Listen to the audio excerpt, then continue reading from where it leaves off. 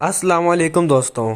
आज की वीडियो का मौजू है दास्तान हज़रत नूह अलैहिस्सलाम। हज़रत नूह अलैहिस्सलाम को अल्लाह ताला ने 40 बरस की उम्र में नबूवत अता फरमाई। तूफान से पहले आप मुसलसल अपनी कौम को ग़ज़ो तबलीग करते रहे, जिसके जवाब में उनकी कौम उन्हें सख्त तरीन अज़ियत देती थी। हज़रत इब्ने अब्बास रज़ी अल्लाह तआला अन्हु बयान फरमाते हैं कि रसूल सल्लल्लाहु अलैहि वसल्लम ने फरमाया, किसी नबी को अपनी कौम के हाथों इतनी तकलीफ और अज़ियतें नहीं पहुंची जितनी हज़रत नूह अलैहिस्सलाम को अपनी कौम के हाथों बर्दाश्त करना पड़े। काफिर उन्हें डराते, धमकाते और तबलीग से बाज रखने के लिए इस कदर तशद्दुद करते कि वो बेहोश हो जाते। कभी उनके गले में फंदा डालकर बाजारों में घसीटते फिरते, कभी इतना जोरो कूब करते कि उनकी कौम समझती कि अब ये मर चुके हैं। चुनाचा उन्हें कंबल में लपेट कर किसी मकान या वीराने में डाल देते, लेकिन जब उन्हें होश आता तो दोबारा अपनी कौम को राह हक पर बुलाने में मसरूफ हो जाते। इमाम बुखारी रहमतुल्लाह अलैह ने हदीस नकल फरमाई है कि हज़रत सल्लल्लाहु अलैहि वसल्लम एक पैगंबर हज़रत नूह अलैहिस्सलाम की हकायत बयान फरमाते हैं कि उनकी कौम के लोगों ने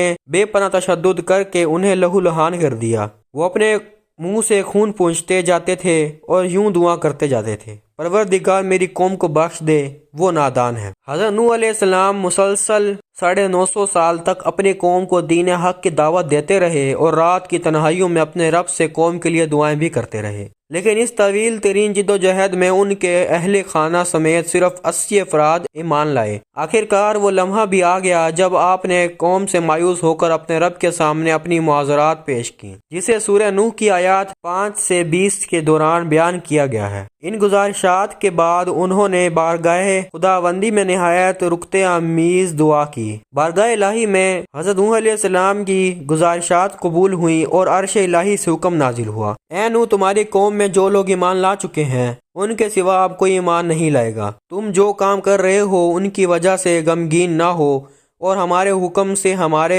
रूबरू एक कश्ती बनाओ और इन काफिरों से मुतल्लिक अब कोई गुफ्तगू हमसे ना करना, क्योंकि ये लाजमी तौर पर गर्क कर दिए जाएंगे। अल्लामा इलामुद्दीन इब्ने कसीर रहमतुल्लाह अलैह तहरीर करते हैं कि बाद बुजुर्गों के मुताबिक अल्लाह ताला ने हज़रत नूह अलैहिस्सलाम को ये हुक्म भी फरमाया कि फलां दरख्त उगाओ जिसकी लकड़ी से तुम कश्ती बना सको। तो हज़रत नूह अलैहिस्सलाम ने वो दरख्त उगाया और 100 साल तक इसका इंतजार किया, फिर इसे काट कर इससे हमवार तख्ते बनाए। इस काम का भी एक कौल के मुताबिक 100 साल और दूसरे कौल के मुताबिक 40 साल का अरसा लग गया। वल्लाह आलम। मोहम्मद बिन इसहाक रहमतुल्लाह अलैह हजरत सूरी रहमतुल्लाह अलैह से नकल करते हैं कि वो लकड़ी सगवान की थी, दूसरे कौल के मुताबिक वो सुम्बूर के दरख्त की थी। हज़रत इब्ने अब्बास रज़ी अल्लाह तआला अन्हु बयान करते हैं कि इस कश्ती की लंबाई 1200 गज और चौड़ाई 600 गज थी, जबकि हज़रत कतादा रहमतुल्लाह अलैह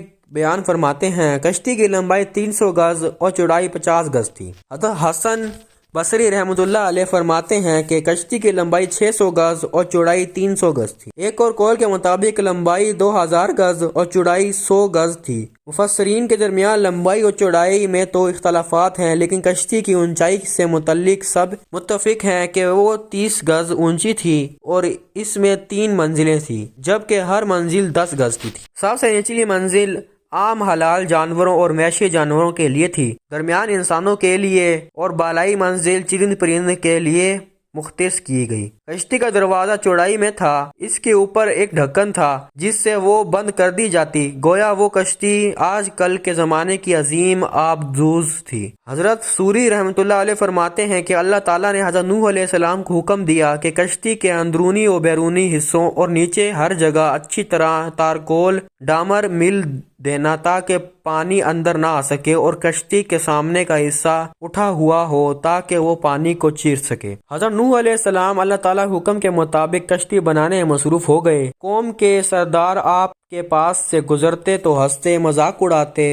और कहते, ए नूह, इस कश्ती को तुम चलाओगे कहाँ, क्योंकि यहाँ तो दूर दूर तक पानी का नामो निशान नहीं है। कोई कहता, मालूम होता है कि नूह अलैहिस्सलाम इस कश्ती को रेतीले सहरा में चलाएंगे। चुनांचे अल्लाह ताला ने अपने नबी की जानिब से जवाब देते हुए फरमाया, अगर तुम हमसे मजाक करते हो तो हम भी तुमसे मजाक करेंगे और हम भी तुम पर एक दिन हंस के जैसे तुम हम पर हंसते हो। तुम्हें बहुत जल्द मालूम हो जाएगा कि अजाब किस पर आता है और जिस शख्स पर भी अजाब आएगा वो इससे जलील करके रख देगा और इस पर दायमी अजाब उतर जाएगा। कश्ती तैयार हो चुकी थी और फिर एक दिन अल्लाह ताला ने हुक्म दिया کہ اب تم اس کشتی میں ہر قسم کے جانور میں سے جوڑے یعنی ایک نر اور ایک مادہ سوار کر لو، اور اپنے گھر کے لوگوں کو بھی سوائے ان کے جن پر پہلے سے بات ہو چکی ہے، اور سب اہل ایمان کو بھی جن کی تعداد بہت کم تھی۔ اللہ تعالیٰ کے حکم کے مطابق حضرت نوح علیہ السلام نے ہر ذی روح مخلوق کا ایک ایک جوڑا کشتی میں رکھ لیا۔ بعض مفسرین لکھتے ہیں کہ کشتی میں نباتات بھی رکھے گئے تھے، واللہ عالم۔ مورخین لکھتے ہیں کہ اہل ایمان کی کل تعداد مرد اور خواتین مل کر 80 تھی، جبکہ بعض نے اس سے بھی کم بتائی ہے۔ ان میں حضرت نوح علیہ السلام نے 3 بیٹے جو ایمان لائے تھے، اور ان کے نام سام، حام، یافس تھے، اور ان کی بیویاں جو چوتھی یام کی بیوی تھی شامل تھی، جسے کنعان بھی کہا گیا۔ وہ کافر تھا اور اسے طوفان میں غرق ہوا، جبکہ اس کی بیوی مسلمان ہونے کی وجہ سے کشتی میں سوار تھی۔ حضرت نوح علیہ السلام نے سب کو کشتی میں سوار کروا کے اس کے دروازے سختی سے بند کر دیے اور خود عبادت الہی میں مصروف ہو گئے۔ ایک دوسرے مقام پر اللہ تعالیٰ نے فرمایا، اے نوح، جب تم اور ہمارے ساتھی کشتی میں سوار ہو جائیں تو کہو سب تعریفیں اللہ ہی کے لیے ہے، جس نے ہمیں ظالم لوگوں سے نجات عطا فرمائی، اور کہو کہ اے میرے رب، مجھے بابرکت اتارنا اور تو ہی بہتر اتارنے والا ہے۔ ابھی کشتی میں سوار ہوئے کچھ ہی دیر ہوئی تھی کہ طوفان کے آثار ظاہر ہونے لگے، اور دیکھتے ہی دیکھتے زمین کے ہر گوشے سے پانی ابلنے لگا۔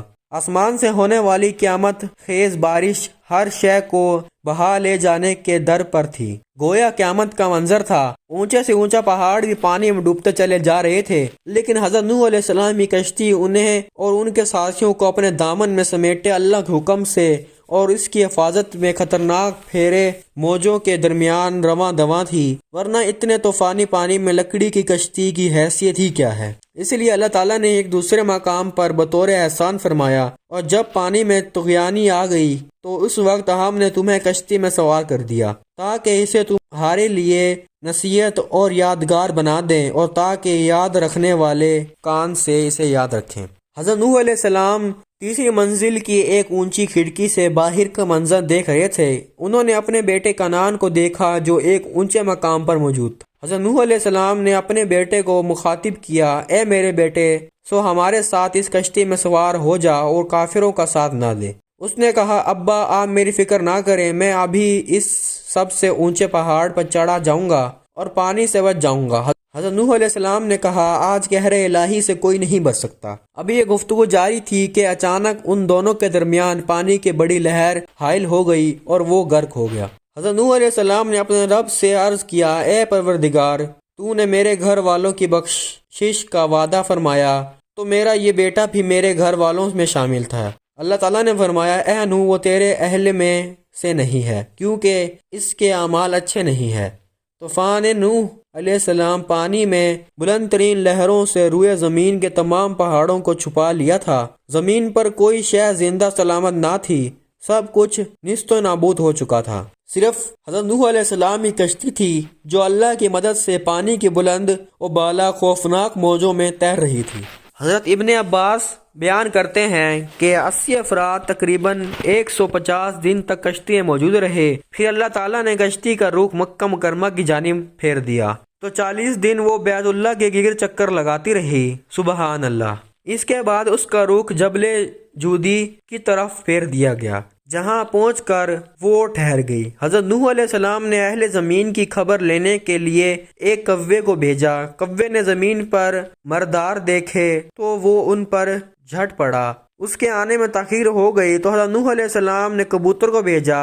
حضرت قتادہ رحمۃ اللہ علیہ فرماتے ہیں کہ قوم نوح کے یہ افراد جب کی 10 تاریخ کو کشتی میں سوار ہوئے اور 150 دن تک پانی میں رہے، جن میں سے 1 ماہ جبل جودی پر ٹھہرے رہے، پھر محرم الحرام کی 10ویں تاریخ کو کشتی سے باہر آئے۔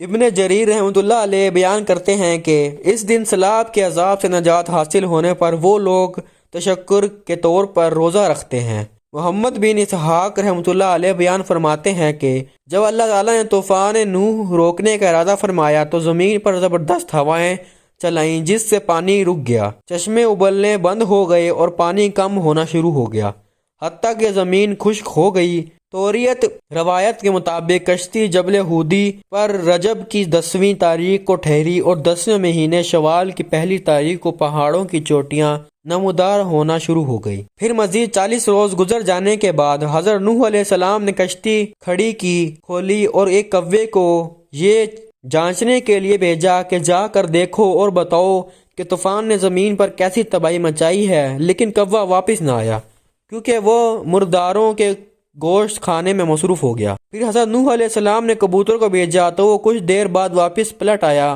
اس نے پاؤں وغیرہ پر کوئی ایسی علامت نظر نہ آئی جس سے زمین پر پانی کی موجودگی کا علم ہوتا۔ نوح علیہ السلام نے کھڑکی سے باہر ہاتھ نکالا اور کبوتر کو پکڑ کر اندر داخل کر دیا۔ پھر 7 دن گزر جانے کے بعد یہ معلوم کرنے کے لیے زمین کی حالت ہے، آپ علیہ السلام نے کبوتر کو دوبارہ بھیجا۔ کبوتر جب واپس آیا تو اس کے منہ میں زیتون کا پتا تھا۔ اس پر حضرت نوح علیہ السلام کو معلوم ہو گیا کہ پانی سطح زمین سے کم ہو گیا ہے۔ پھر 7 دن تک گزرنے کے بعد کبوتر کو بھیجا، لیکن اس مرتبہ کبوتر واپس نہیں آیا۔ اس سے حضرت نوح علیہ السلام کے اندازہ لگایا کہ سطح زمین ظاہر ہو چکی ہے، یقیناً کبوتر نے ابھی بھی کہیں ٹھکانہ تلاش کر لیا ہوگا۔ طوفان کی ابتدا اور کبوتر کو بھیجنے کے درمیان 1 سال مکمل ہو گیا اور دوسرے سال کا پہلا دن بھی گزر گیا تو سطح زمین کا ظہور شروع ہو گیا، جنگل بھی ظاہر ہو گیا۔ تب حضرت نوح علیہ السلام نے کشتی کا ڈھکن کھول دیا۔ اہل کتاب کے مطابق اللہ تعالیٰ نے حضرت نوح علیہ السلام کو حکم دیا کہ سب کو کشتی سے باہر نکالو۔ پھر اللہ تعالیٰ نے حضرت نوح علیہ السلام سے وعدہ فرمایا کہ آئندہ کبھی اہل زمین پر ایسا زبردست طوفان نہیں آئے گا، اور اس وعدے کے لیے اللہ تعالیٰ نے اس کے ایک علامت مقرر فرمائی جسے کوس قزح کہا جاتا ہے۔ ابن عباس رحمۃ اللہ علیہ نے روایت کی ہے کہ کوس قزح اللہ تعالیٰ کی طرف سے طوفان ہے، امن کا پیغام ہے۔ کوس قزح بارش کے دنوں میں آسمان پر تلوار کی شکل میں کئی رنگوں پر مشتمل ہوتی ہے۔ حضرت نوح علیہ السلام جودی پہاڑ سے نیچے اترے اور ایک بستی تعمیر کی جس کا نام سمانین تھا۔ اسی دوران ایک مرتبہ صبح سو کر اٹھتے تو ہر شخص کی زبان بدل چکی تھی، یعنی کل 80 زبانیں وجود میں آ چکی تھیں۔ لوگ ایک دوسرے کی زبان نہیں سمجھ پاتے تھے۔ اس وقت حضرت نوح علیہ السلام سب کی زبانوں کو سمجھتے اور ہر ایک ترجمانی فرماتے۔ دنیا بھر کے بڑے بڑے جغرافیات، ان مورخین، ماہرین اور سائنسدان اپنے جدید ترین آلات اور بہترین سفری سہولتوں کے باوجود آج تک کشتی نوح کی اصل مقام کے بارے میں کوئی حتمی رائے قائم نہیں کر سکے۔ اس کے برخلاف قرآن کریم نے آج سے 1400 برس پہلے کشتی نوح کے ٹھہرنے کی جگہ کوہ جودی کو قرار دیا۔ یہ پہاڑ وادی دجلہ اور فرات کے قریب واقع ہے۔ طوفان نوح کا قصہ توریت، انجیل اور قرآن میں موجود ہے۔ چنانچہ یہ یہودی انصار اور اہل مغرب بھی کشتی کی تلاش میں سرگرداں ہیں۔ بائبل میں کشتی کا نام ارک بتایا گیا ہے۔ یورپ کے ماہرین کے ایک گروپ نے کشتی کی تلاش میں اپنی تحقیق کا آغاز کیا اور بقول ان کے انہیں ترکی میں واقع ارارات نامی پہاڑ کی چوٹی پر کشتی کے موجودگی کے شواہد ملے ہیں۔ مشہور جدید کرسچن سائنس مانیٹر کے ماہرین کا کہنا ہے کہ ترکی کے مشرقی علاقے میں واقع کوہ ارارات کی 14,000 فٹ بلندی پر کشتی نوح کے آثار پائے جاتے ہیں، جبکہ ترکی اور چین کے سائنسدانوں نے 2010 عیسوی میں اپنی تحقیق کی روشنی میں ترکی کے سوائے آگری میں واقع ارارات پہاڑ پر کشتی کی موجودگی کا اعلان کیا۔